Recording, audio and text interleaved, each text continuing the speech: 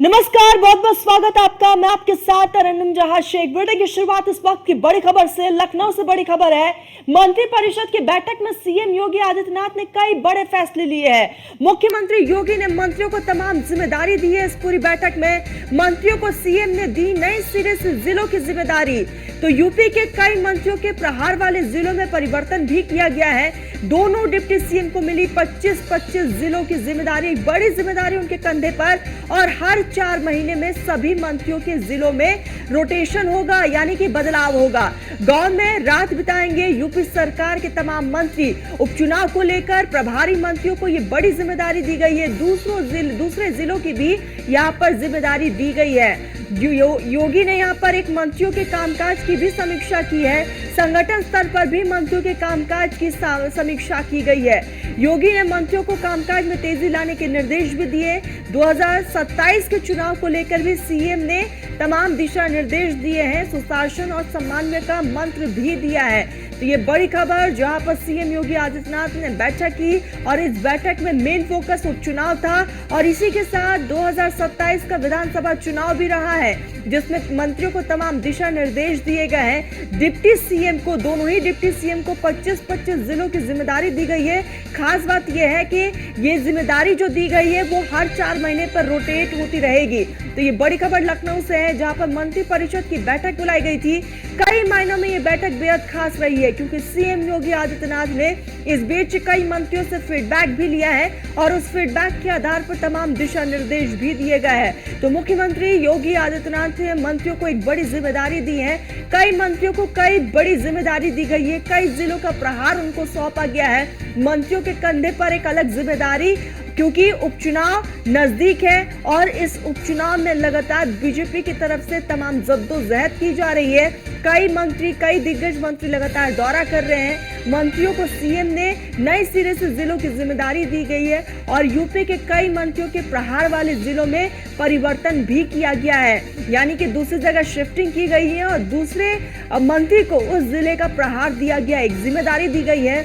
और दोनों ही deputy CM को 25-25 जिलों की एक बड़ी जिम्मेदारी, और ये जिम्मेदारी हर 4 महीने में रोटेट होती रहेगी, यानी कि बदलाव होता रहेगा।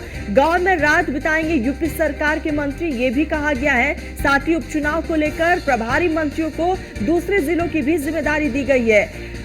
योगी आदित्यनाथ ने मंत्रियों के कामकाज की भी समीक्षा की है और इसी के साथ संगठन स्तर पर भी मंत्रियों के कामकाज की समीक्षा हुई है।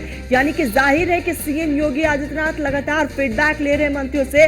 और बीजेपी अक्सर से अपनी प्री प्लानिंग को लेकर जानी जाती है और यही बीजेपी को बहुत अलग भी बनाती है। और यही कारण कि सीएम योगी आदित्यनाथ ने 2027 का रोड मैप तैयार करना अभी से शुरू कर दिया है। 2027 विधानसभा चुनाव को लेकर भी सीएम योगी आदित्यनाथ ने अपने मंत्रियों को तमाम दिशा निर्देश दिए हैं। तो योगी ने मंत्रियों को कामकाज में तेजी लाने के भी निर्देश दिए हैं। 2027 के चुनाव को लेकर सीएम की तरफ से तमाम दिशा निर्देश दिए गए हैं। तो सम्मान में बिठाने के लिए दिशा निर्देश दिए गए। तो मंत्रिपरिषद की बैठक कई मायनों में बेहद खास रही। उपचुनाव पर फिलहाल बीजेपी का मेन फोकस है और इस उपचुनाव में तमाम पार्टियां जो है वो एक्शन मोड में नजर आ रही है, लेकिन टक्कर जो है वो समाजवादी पार्टी और बीजेपी में साफ तौर पर देखा जा रहा है। तो यहाँ पर सीएम योगी आदित्यनाथ ने अपने मंत्रियों को तमाम दिशा निर्देश दिए।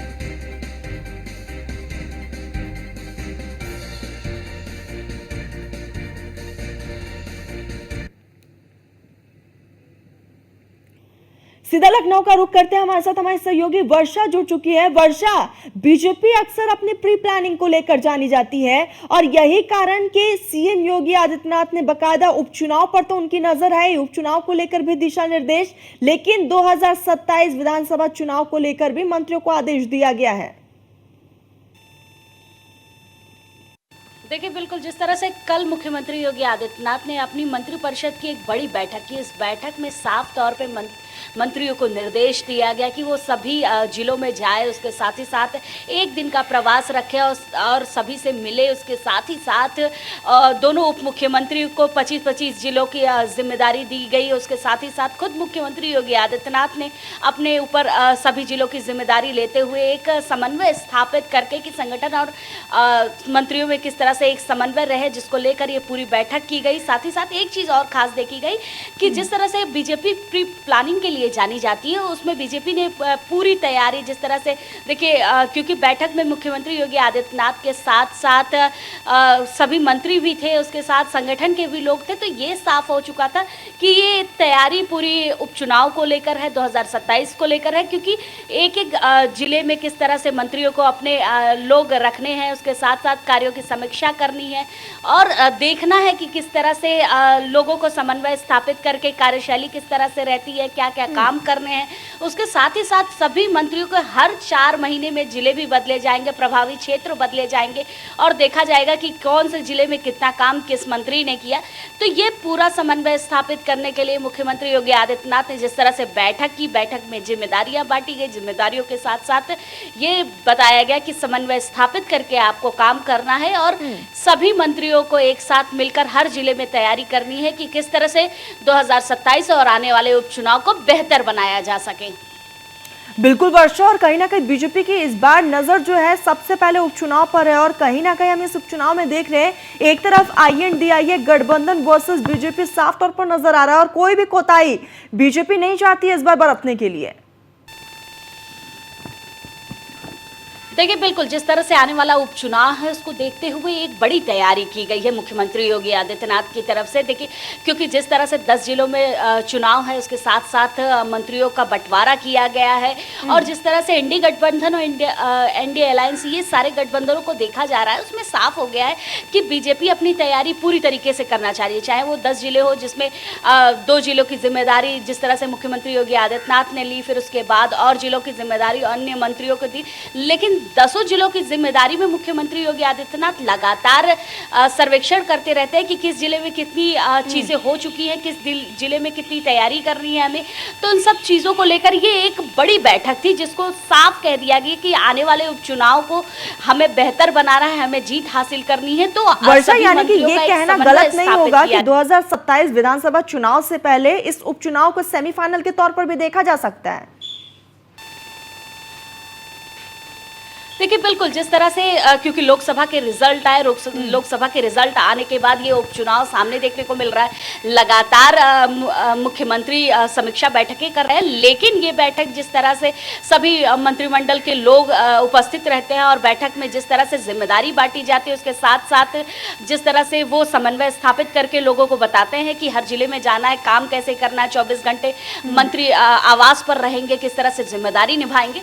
तो ये साफ साबित हो चुका है कि इस बार का उपचुनाव सेमीफाइनल की तरह ही लिया जाएगा, क्योंकि एक बड़ा चैलेंज है। लोकसभा चुनाव में जिस तरह से रिजल्ट आए उसकी भी समीक्षा की गई कि 27 के चुनाव किस तरह किया जा सकता है, लेकिन 10 जिले बहुत महत्वपूर्ण है कि उपचुनाव में किस तरह से अपने आप को साबित करके फिर उसके बाद 27 में कदम रखा जा सके। क्योंकि देखिए, जिस तरह से चुनाव रहे लोकसभा को, उसमें समीक्षा करना बहुत जरूरी था और सभी मंत्रियों को जिम्मेदारी बांटना और हर 4 महीने में इस जिम्मेदारी को रोटेट करना, ये मुख्यमंत्री की एक बड़ी रणनीति है। क्योंकि देखा जा रहा है कि एक जिला प्रवास दे दिया गया। बिल्कुल वर्षा, और जैसा कि आपने जिक्र किया रणनीति बीजेपी की, और यही रणनीति की वजह से बीजेपी जानी जाती है, प्री प्लानिंग को लेकर ही बीजेपी जानी जाती है और वो तैयारियां अब जमीनी स्तर पर भी देखा जा रहा है। वर्षा, आप हमारे साथ जुड़ी, बहुत बहुत शुक्रिया वर्षा आपका। तो सीएम योगी आदित्यनाथ ने बैठक की और इस बैठक में तमाम मंत्रियों को दिशा निर्देश भी दिए गए।